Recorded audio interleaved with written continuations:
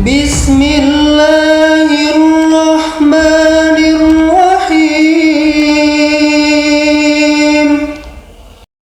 Assalamualaikum warahmatullahi wabarakatuh. Apa kabar sahabat?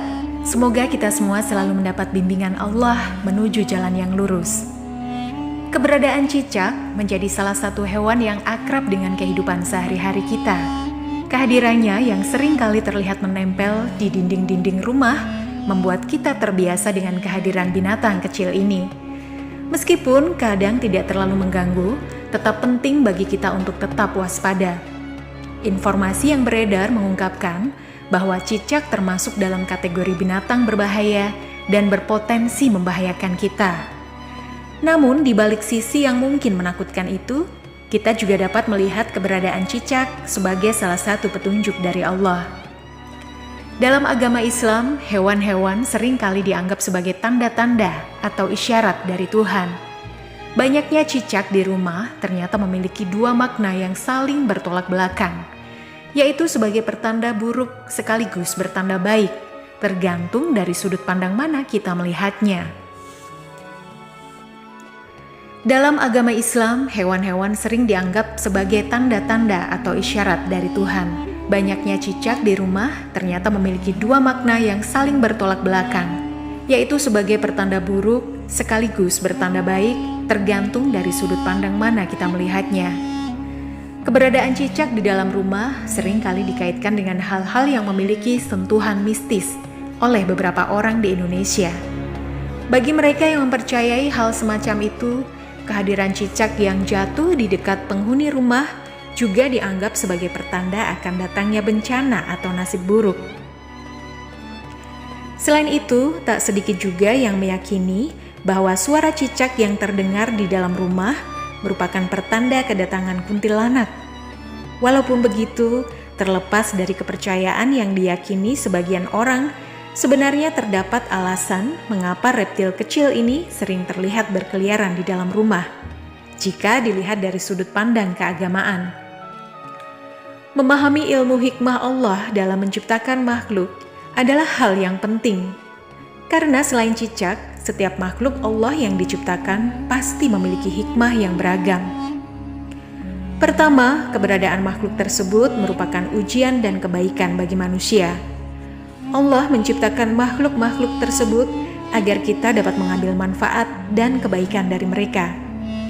Sebagai contoh, lebah yang diciptakan Allah memberikan madu yang bermanfaat bagi manusia, sebagaimana tercantum dalam ayat Al-Quran. Demikian pula nyamuk yang diciptakan Allah memiliki manfaat dalam bidang ilmu pengetahuan dan sejenisnya. Maka penciptaan makhluk-makhluk ini menjadi ujian bagi kita untuk memperoleh manfaatnya, karena di balik penciptaan tersebut terdapat hikmah yang tersembunyi. Kedua, makhluk-makhluk tersebut diciptakan sebagai tanda atau ujian yang menghadirkan bahaya yang harus dihindari. Misalnya, Allah menciptakan nyamuk sebagai tanda adanya lingkungan yang kotor atau sebagai peringatan akan adanya penyakit yang harus dihindari. Ketika Allah menciptakan nyamuk atau lalat, Allah menunjukkan kepada kita bahwa ada hal-hal yang harus dijauhi untuk kebaikan kita. Ini adalah salah satu cara Allah memberi petunjuk kepada kita bahwa ada hal-hal yang tidak baik dalam lingkungan sekitar kita. Sebagaimana keberadaan cicak, setidaknya ada beberapa faktor yang menyebabkan cicak masuk rumah. Cicak umumnya menyukai serangga sebagai makanan utamanya. Reptil kecil ini sering memangsa laba-laba, siput, ulat, dan berbagai jenis serangga yang merayap dan merangkak. Selain serangga merayap, cicak juga menyukai serangga terbang seperti lalat, nyamuk, laron, dan jangkrik. Jika rumah menjadi tempat bersemayam bagi serangga-serangga tersebut, kemungkinan besar cicak akan ditemukan di dalamnya. Cicak biasanya menunggu di sekitar lampu atau sumber cahaya lainnya untuk menangkap serangga yang terbang. Sebenarnya, kehadiran cicak di rumah dapat mengurangi populasi serangga yang mengganggu. Namun terkadang keberadaan mereka membuat rumah terlihat kotor karena kebiasaan cicak meninggalkan kotoran yang dapat menyebabkan rasa jijik dan berisiko menyebarkan penyakit seperti salmonella. Tidak hanya memakan serangga, cicak juga tertarik pada buah-buahan dan sayuran. Jika mendapati kebun kita rusak, bisa jadi pertanda keberadaan cicak di sana. Selain itu, adanya genangan air seperti dari pipa bocor atau bekas air tumpah juga mengundang keberadaan cicak di rumah. Oleh karena itu, menghilangkan hewan-hewan yang mengganggu seperti nyamuk, lalat atau bahkan cicak bukanlah tindakan kejam, tetapi merupakan upaya untuk menjaga kebersihan lingkungan. Nabi Muhammad selalu memerintahkan untuk membunuh cicak. Dan dalam hadis yang diriwayatkan oleh Al-Bukhari disebutkan bahwa membunuh cicak terdapat pahala. Hal ini sebanding dengan membunuh nyamuk untuk menunjukkan adanya kotoran dan hikmah yang harus dihindari. Dari Ummu Syarik radhiyallahu an, Rasulullah memerintahkan untuk membunuh Al-Wazak dan beliau bersabda, "Dahulu Al-Wazak meniupkan api kepada Ibrahim." Kemudian dari Aisyah telah mengabarkan bahwa Nabi bersabda, "Bunuhlah Al-Wazak, karena sesungguhnya ia meniupkan api kepada Ibrahim." Sesungguhnya Aisyah membunuh wazak-wazak tersebut. Dari Amir bin Sa'ad dari ayahnya, sesungguhnya Nabi menyuruh untuk membunuh Al-Wazak dan menamainya Fuwaisik atau perusak atau merusak. Dalam kitab An-Nihayah fi Gharib Al-Hadis disampaikan bahwa istilah fuwaisikah merupakan bentukan kata dari fasik. Secara etimologis, kata fasik berarti keluar dari jalur yang lurus. Oleh karena itu, orang yang melanggar perintah Allah disebut sebagai orang fasik.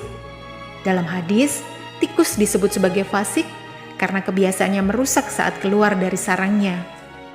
Imam An-Nawawi menyatakan bahwa para ulama sepakat bahwa Al-Wazak dan Sam Abras termasuk dalam kategori fawaisik atau hewan kecil yang merusak.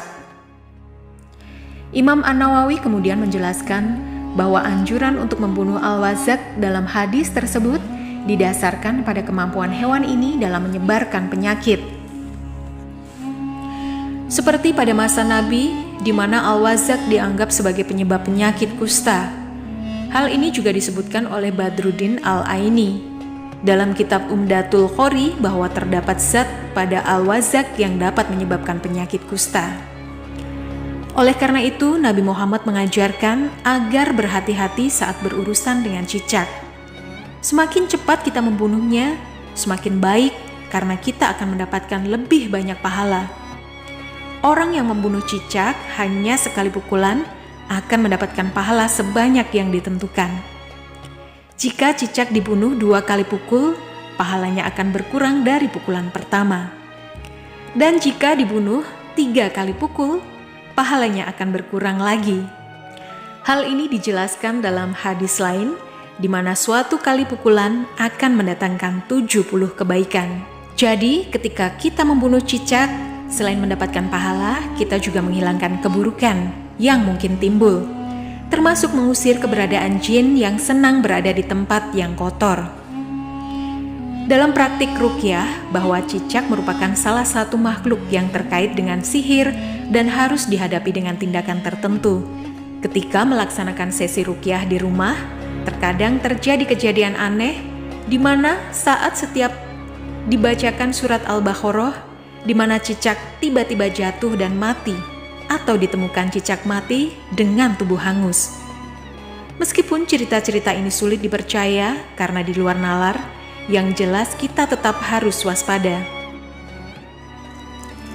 Cicak sering digunakan sebagai sarana untuk mengirimkan sihir oleh beberapa praktisi sihir. Beberapa jin juga dikatakan dapat menjelma menjadi cicak untuk menyebarkan racun sihir di rumah. Rasulullah juga memberitahu kita bahwa jin terdiri dari 3 kelompok. Pertama, ada jin yang selalu berada di udara dan terbang tanpa bentuk fisik. Kedua, jin yang mengambil wujud hewan melata seperti ular dan anjing, termasuk cicak. Ketiga, jin yang memiliki tempat tinggal tetap dan suka bepergian. Oleh karena itu, kita perlu berhati-hati dengan kehadiran cicak di rumah. Karena bisa jadi rumah kita adalah sarang jin atau ada jin yang mampir membawa sihir. Selain pandangan bahwa cicak adalah pertanda banyaknya jin di rumah, keberadaan banyak cicak di suatu rumah bisa jadi ciri atau tanda bahwa penghuni rumah tersebut adalah wali Allah atau kekasih Allah. Ada beberapa hadis sahih yang menjelaskan tentang Siti Aisyah yang memberikan contoh terkait cicak. Ibnu Majah meriwayatkan bahwa Saibah Maula Al-Faqih bin Al-Mughirah bahwa dirinya menemui Aisyah melihat di rumahnya terdapat sebuah tombak yang tergeletak. Ia pun bertanya kepada Aisyah, "Wahai ibu kaum mukminin, apakah yang engkau lakukan dengan tombak ini?" Aisyah menjawab, "Kami baru saja membunuh cicak-cicak." Siti Aisyah memiliki tombak khusus yang digunakan untuk membunuh cicak di rumahnya, yang menandakan bahwa di rumah Siti Aisyah terdapat banyak cicak, karena di dalam rumah tersebut ada kekasih Allah, yaitu Nabi Muhammad.